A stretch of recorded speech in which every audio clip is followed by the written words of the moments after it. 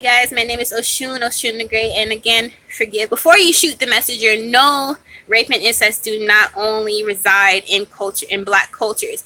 But I was speaking with a friend earlier today, and we were discussing how basically a large part of the backyard of black culture is left unchecked. Everyone else's cultures are checked or on a regular, but a lot of times black culture, mental illnesses, pedophilia, rapists, things like that are left unchecked, and largely it's because our community is just left to fend for itself. A lot of times we are put in these situations where it's conditioning, it's structural structures in society that wants to keep us down, and obviously a lot of people who want to see us harm each other and continue to be the bottom of the barrel, things like that. And it's not just anyone's fault. Obviously, it takes awareness for these things to fix itself. But if no one's talking about these things, then we cannot fix anything.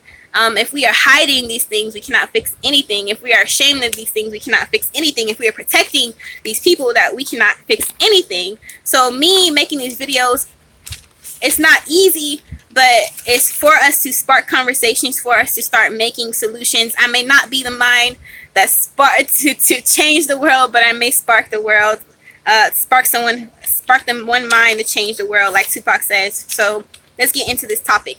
So rape and incest in the black communities. I've met so many friends who are black men, black women who have gone through molestation, rape, especially within family at a young age. I don't know why. I don't have all the answers. I'm not a doctor, obviously, but I don't know why this is the case. I don't know why this is so popular as a society in general. And no matter what culture we're in, I don't know why it's such a big thing. Obviously, it's something that's been going on for centuries and centuries, passed down, traditions, cycles. But that does not mean because something has been normalized that it's natural. It's not natural. It's not okay. And I think I'm here to touch on that today. It's not okay. Rape is not okay. And I'm going to say it again. Rape is not okay. The victim is never the victim's fault. Rape happens to someone. No one ever asks for it. You can never take something from somebody. No one owes you shit. You cannot take something from someone's person. And yes, that is similar to stealing. That is more detrimental to stealing. Actually, as you tainting someone's soul, and I do believe it's a huge karma that comes back to the person, takes away from the innocence and purity of someone, a child, a woman, whoever it is, boys, girls, all of that. So yeah, I think that we need to start being aware of not leaving our kids just with anyone, and understanding that adults do rape children, and that understand that family rapes children, and that it is more common than we think. Sometimes it gets closer to home, but when it gets closer to home, we cannot protect these people. Rape is rape. A crime is crime, and injustice is an injustice. I was talking to my friend again. He would say that mothers put the blame on children. When these situations happen, how the fuck are you putting the blame on the children? The children don't do shit. They're children. They're innocent. Their innocence is being robbed. Everything is being taken from them. But yet we have these women who protect these men. And it's just sick, honestly. It's like you can't expect to lay down with these men who are hurting your children. Even if they are fucking bringing home bread. You have to think of how detrimental this is to your child and to everyone involved. And how that will affect them now and later on in life. And frankly, that is not love if you're allowing something like that to go down. Obviously, a lot of you guys know that I'm a sexual assault and rape victim of incest. And honestly, I had to bear that pain my whole life as if it was my fault. I had a mother who shunned me off every time I told her what was going on. And obviously, she loved the person that it was happening to, but ultimately, I was left unprotected. And feeling as if it was my fault. I dealt with the shame. And mothers get to the point even where they call their children names. They want them to leave the house, things like that. The victims are left really unprotected. And we have to stop doing this shit and start being brave enough to let these men go, to tell on these men, to get these men incarcerated, things like that. Because if we still let these men roam about, these cycles are continuing. More and more children are getting hurt.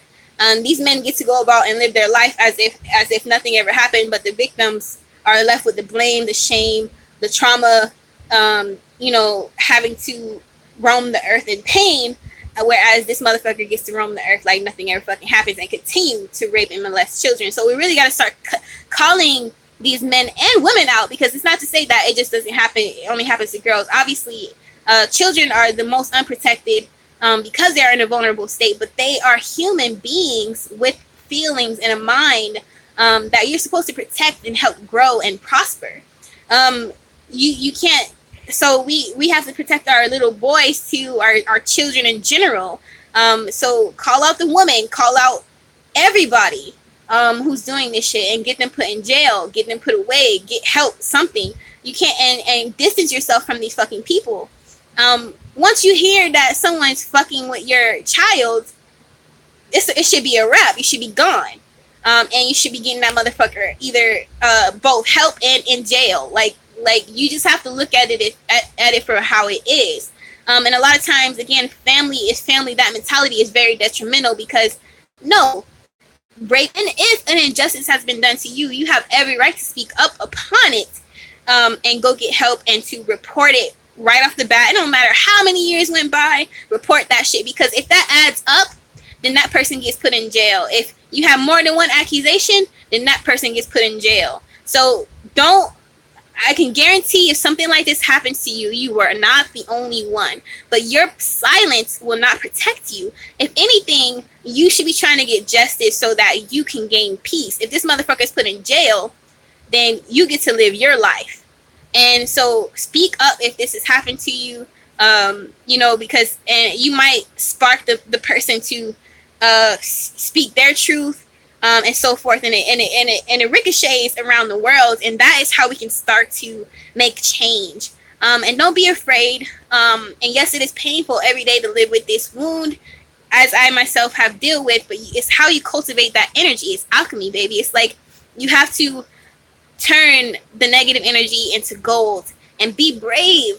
And I assure you that you will reap the rewards. Turn it into a book, turn it into fucking videos, turn it into seminars, turn it into helping people physically in person, joining people who have these slut walks, fucking going against rape culture, and be courageous. You would deal with the pedophiles, the rapists that try to troll you online, the racist people who try to troll you online. But that's part of it, because we do live in such a sleek culture. Man, but be dope, be unapologetically. This is just to spread awareness. Like, don't trust leaving your children everywhere. Always protect them, as much as possible. Let them live, of course. I'm not saying don't let them live, but they are in a very vulnerable state when you're young. So do not leave them just with any uncles, cousins. Let people just watch them for no reason. Even within your own home, be wary. If you don't know the man you're dating well enough, the woman you're dating well enough, and you just have children with them, you need to be cautious of who you're having children with, and even why you're having children. A lot of people are having children just because out of sheer love, and you don't really want kids.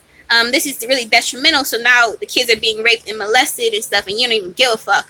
That's very detrimental to bringing up a child in those kind of conditions. If you know you're going to be that kind of fucking person, give that child to someone who's going to be loving, caring, things like that. But really reevaluate your situation. Really question the man or woman you're dating.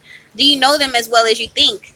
What are their values on children? How do they view children? How young of a woman or man would they date?